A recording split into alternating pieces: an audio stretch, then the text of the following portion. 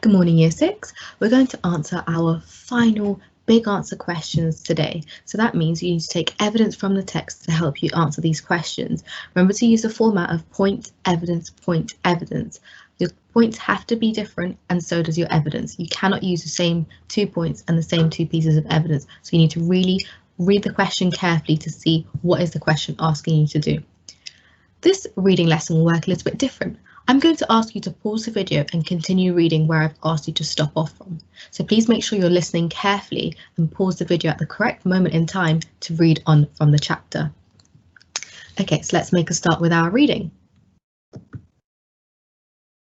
We're going to read this chapter from The Explorer, but we're going to do it a little bit different. Every time I ask you to pause the video, I'd like you to take the reading, the ownership of the reading, and I'll tell you when to finish off, and then I will pick up and continue reading. It's great if you take ownership in your reading, because that way you come across new words, and it's a little bit boring just hearing Miss Ahad read to you all the time. So I'd like you now to take that ownership. Remember to make those self-corrections. If you've pronounced the word wrong, make sure you go back into that sentence, reread that word and read that sentence over again. It's great making self-corrections. That way we learn from our mistakes. So let's go. It was a girl's voice. Fred looked out from behind the tree. The light of the moon filtered deep green to the forest floor, casting long finger shadows against the trees, and he could see only 2 bushes, both of them rustling. I'd like you now to read that bit. The voice came from the second bush.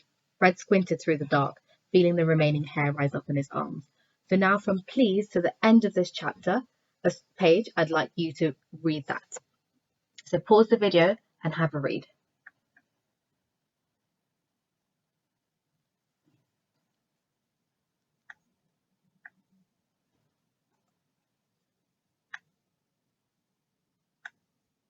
Well done if you got through that and read that page. Again, if you made any, if you mispronounced any words or read something, a word that shouldn't be there, reread that sentence again and think about your mistakes.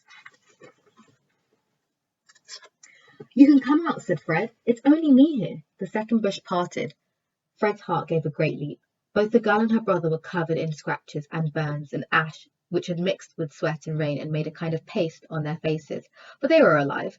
He was not alone. You survived, he said. Obviously we did, said the first bush, or we'd be less talkative, wouldn't we?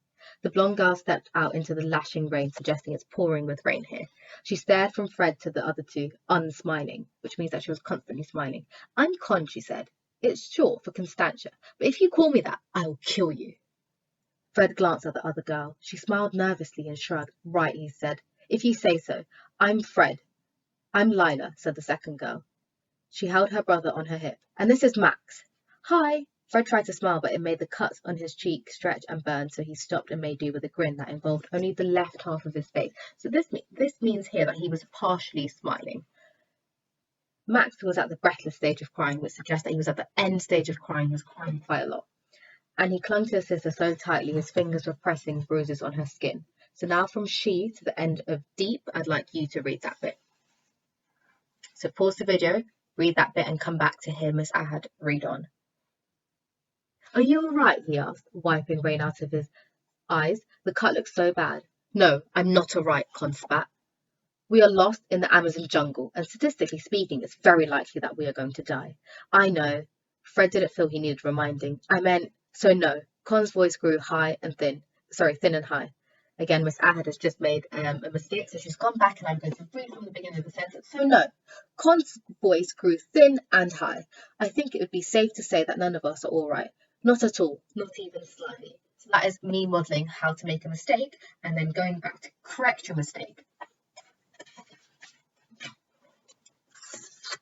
The bushes rustled. Pause here. I'd like you to finish reading until finger. So pause the video and have a read. There, 3 inches from Fred's shoe, was a snake. It was speckled brown and black, patchwork to match the jungle floor, and its head was as big as a fist. For 1 second, nobody breathed. The jungle waited.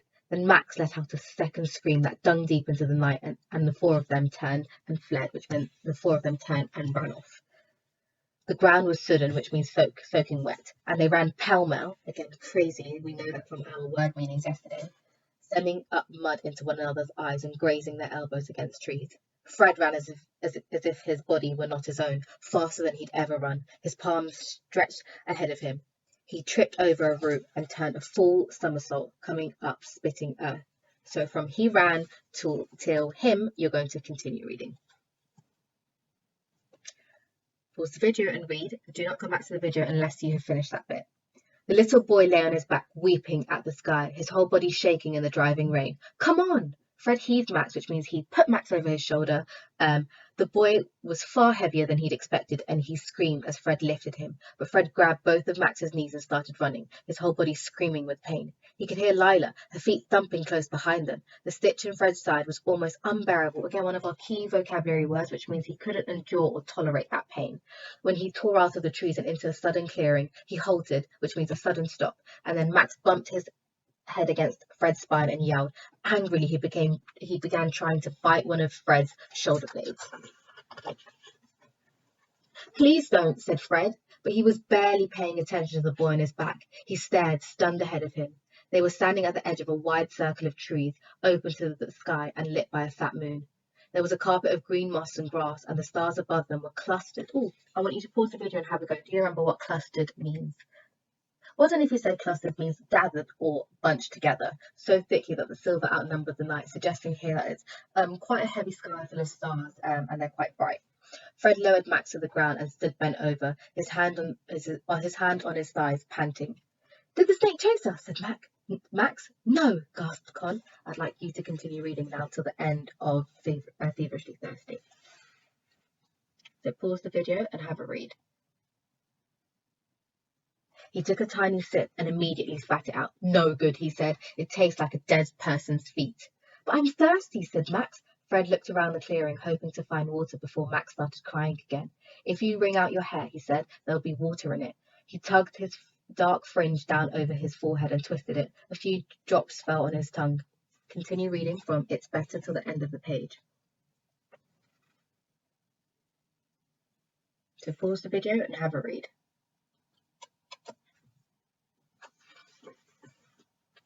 Well done, Year 6. I cannot wait to hear some of you reading on Seesaw, so please send in reading pages on Seesaw. Your teachers would love to listen. Will it? Said Con. There was a bite to the question. Will it really? It can't look much worse, he said. Once it's light, we'll be able to work out a way to get home. Con looked hard at him. There was a challenge in the look, and Fred stared, unblinking, back at her. Her face was all geometry, sharp chin, sharp cheekbones, sharp eyes. So from now, what now, she said, till at school you are going to finish off that chapter. So what now till at school you're going to finish off that last page. So pause the video and read that. Well done if you read through the chapter with me. Again, taking those pause breaks to read aloud yourself. Remember, we need to get in that practice of still reading aloud. Just because we aren't at school, it doesn't mean we shouldn't be reading aloud. So please make sure you continue doing that great reading. Also, I'd love to see some of you reading, and I'm sure your teachers will be handing out extra dojos for those of you who send in a page on. So on Seesaw, you have to send in a page of you reading. So pick a page. It could be page 14, for example, or page 11. Pick that page and read it out aloud, recording yourself on Seesaw and send it in. I cannot wait to award extra dojos to you all. So now we are going to move on to our activity. So please take out your activity and have a pen or pencil ready. We're going to start with ordering our text. What Miss Ahad likes to do is actually put her page numbers beside the statements, and that way I know when I'm ordering the text I have the page numbers, so it must follow that consecutive order. It must be ordered. So our first statement here is Con warned Fred not to call her by the wrong name. So I'm going to go into my text and have a look for where that is. Oh, it's here. It's on page 10 and it says, she stared from Fred to the other two, unsmiling. I'm Con, she said. It's short for Constantia. But if you call me that, I'll kill you. So just next to that, I'm just going to write page 10. I'm not going to write in just yet what order that is because I don't know the rest of the statement. So I'm just going to write the page numbers first and then match that to an order. Next, I have Fred carried Max through the forest as they ran away from the snake. Well, I know that's further down in the chapter because that's when Max felt quite scared. So this is on page 12 is where they spot a snake. But I need to turn further because I know that Fred heaved Max on his shoulder. That's what I'm looking for. Oh, it's here on page 13. Fred heaved Max over his shoulder. The boy was far heavier than he'd expected, suggesting that he's carrying Max. I'm going to write that is on page 13. Next, we have they spot a snake just 3 inches from Fred's shoe. That just comes before the chapter, and that is actually on page 12. I've got the evidence for that here. It is there. 3 inches from Fred's shoe was a snake, and that's on page 12. So I'm going to write page 12. Fred met 2 girls who had been involved in the crash 2 moments. That is actually at the beginning of the chapter, and that's somewhere on page 9 or 10. So I need to look. I'm looking on page 9. He's just seen 2 bushes, and he's not sure actually if that's 2 girls in there. And it's later on in that chapter, and it's actually on page 10, but it's before Con asked him not to call that. So I'm going to go with page 9 or 10 for that one there.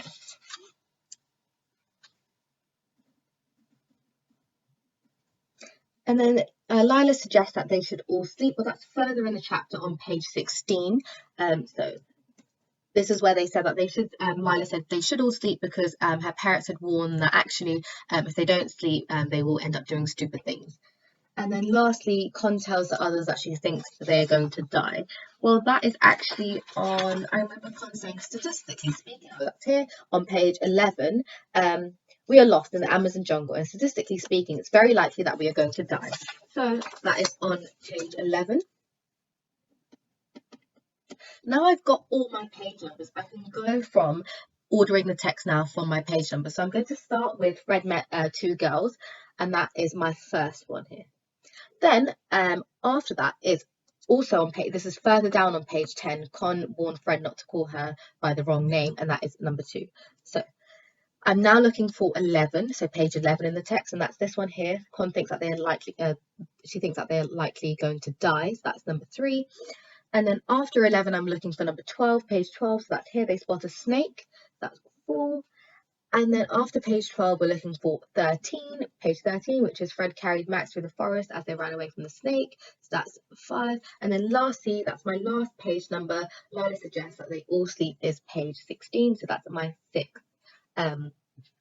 order. So having a look at my the order of the text, I can match it to the page numbers, because when I put the page numbers from smallest to largest, that will work out in the order as well.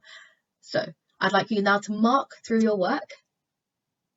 And we're going to now start with our big question. So I'm going to do the shared example. You're going to use that as a model to help you answer your question, and then you're going to try the 2 independent questions. So pause the video, get your equipment. You need a pen and a piece of paper to write your big answer question.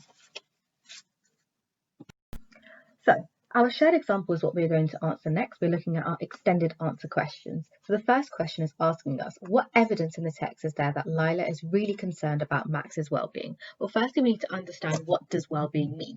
Well-being means the state of being comfortable, happy, or healthy. So it's looking at if someone's healthy, happy, and thinking about how they're doing. Okay, so we now understand what well-being means. We need to look at what the question's asking us. Well, it's asking us to look for evidence in the text. So I know it's an evidence-based question, and I need to look for evidence in the text. So what I've done is I'm going to get my reading in front of me. If you have it on screen, that's absolutely fine. And I'm going to pick out evidence from the text that will help me understand where Lila is concerned about Max's well-being. So that's where she's concerned if he's feeling upset, if he's feeling quite happy. But I know from reading this chapter that Max is actually feeling really uneasy. He's feeling upset. He's quite scared. So again, that's all the reasons why Lila would be feeling quite worried about him. So I'm going to look at for evidence in the text to just look for anything mentioned about Max talking to Lila. I can see here it's just from reading this chapter, I know that this chapter is just about Fred being introduced to 2 girls. Sorry, this page is just about Fred being introduced to 2 girls. So I'm actually going to not look for evidence in this passage here. So again, it says Fred heart gave a broke. So this here is talking about a girl and her brother covered in scratches and burns mixed with ash, sweat and rain that made a paste on their face. He was not alone. And again, this is talking about the characters being introduced. Right, he said, I'm Fred, I'm Lila, said the second girl, and she held her brother on her hip. This suggests that she's quite she's quite a nurturing person, maybe. Nurturing means that someone that shows like a motherly figure. So she is holding Max on her hip because maybe he's feeling quite scared. So I'm just going to actually say, come off here and just write nurturing. And then Max was at the breathless stage of crying, and he clung to his sisters so tightly his fists were pressing against.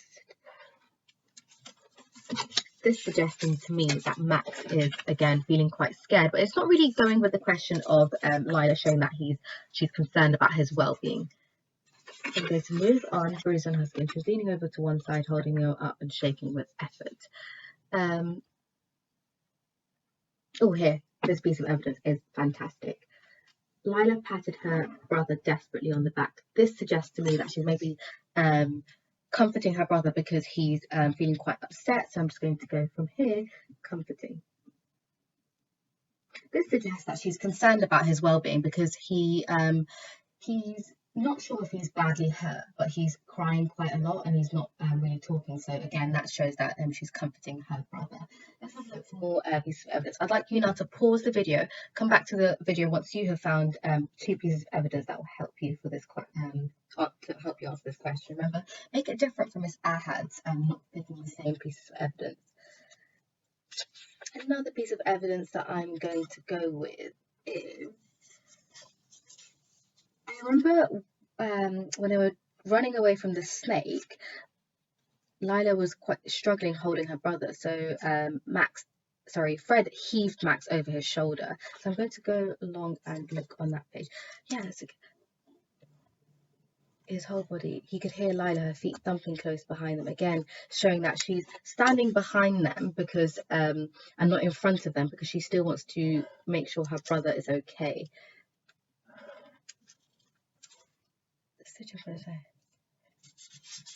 So again, Fred had a stitch and Max bumped his head. Again, let's see if Lila tries to comfort Max there. Please don't, Fred, it was bad. There was a carpet of moss.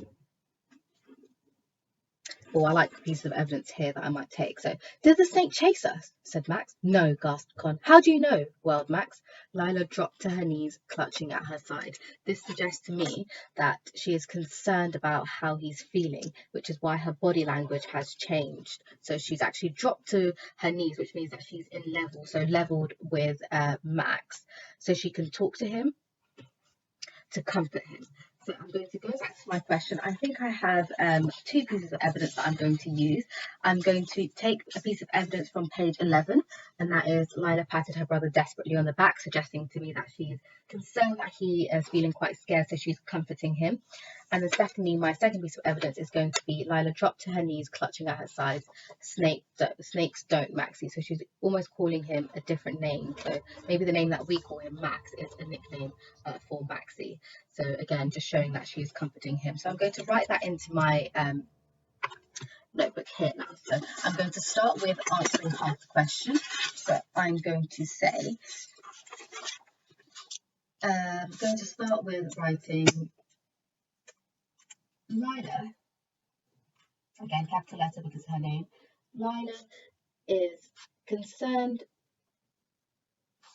about Max's, apostrophe S because belonging to Max, Max's well-being, as the evidence states. Then I'm going to go in with my evidence, and this piece of evidence that I'm going to go in with is, I'm going to save that one for after. I'm going to go in with, Lila patted her brother desperately on the back. So using my quotation mark, Lila patted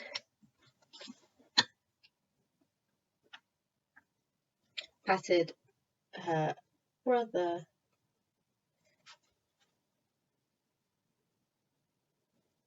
desperately on the back. Okay, this shows she is comforting her brother as he feels scared. I'm going to just read that back and see if that makes sense. So, Lila is concerned about Max's well-being. As the evidence states, Lila patted her brother desperately on the back.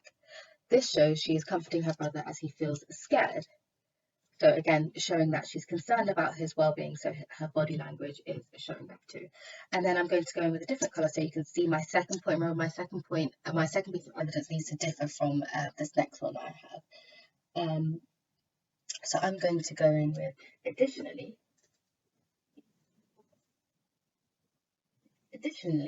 I'm going to use this second piece of evidence here.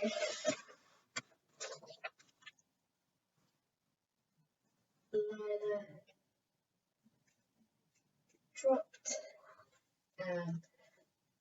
to her knees, clutching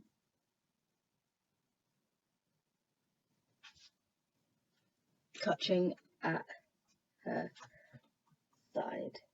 And then it finishes off with snakes don't Maxie.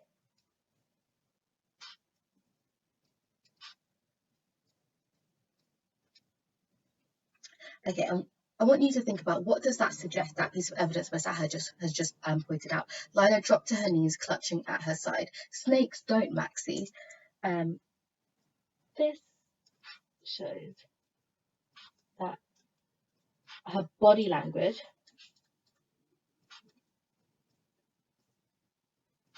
altered, which means changed, to the height of Max, so that she could comfort him. Full stop. So I'm going to read that over again and see if does my paragraph answer the question. So the question is, what evidence in the text is there that Lila is really concerned about Max's well-being? So, Lila is concerned about Max's well-being. As the evidence states, Lila patted her brother desperately on the back. This shows she is comforting her brother as he feels scared. Additionally, Lila dropped to her knees, clutching at her side. Snakes don't Maxie. This shows that her body language altered to the height of Maxie, so she could comfort him. All of this suggesting that she is concerned about him, so she wants to change her body language to make him feel that he's actually okay. Now, I'd like you to pick two different pieces of evidence from the text and answer your next question. This is your shared example. So if you'd like to try this example first and then go on to an independent example to help you understand the structure, that's absolutely fine. The next two questions that you'll be answering,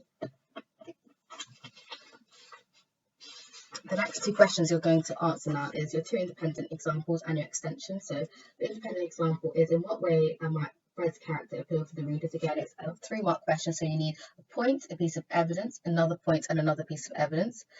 Secondly, you have another independent example, which is in what way might Con's character not appeal to readers? So think about the different ways Con has portrayed herself throughout this chapter, and I'd like you to answer that question again using point, evidence, and lastly you're going to answer your extension question. So please send in your independent examples and your extension onto Seesaw, as there's different pieces of evidence that you could pick out, so I don't want to go through them all in this video. However, your class teachers are more than happy to mark the examples that you have sent in. So well done to you all. Please continue sending in your work onto Seesaw.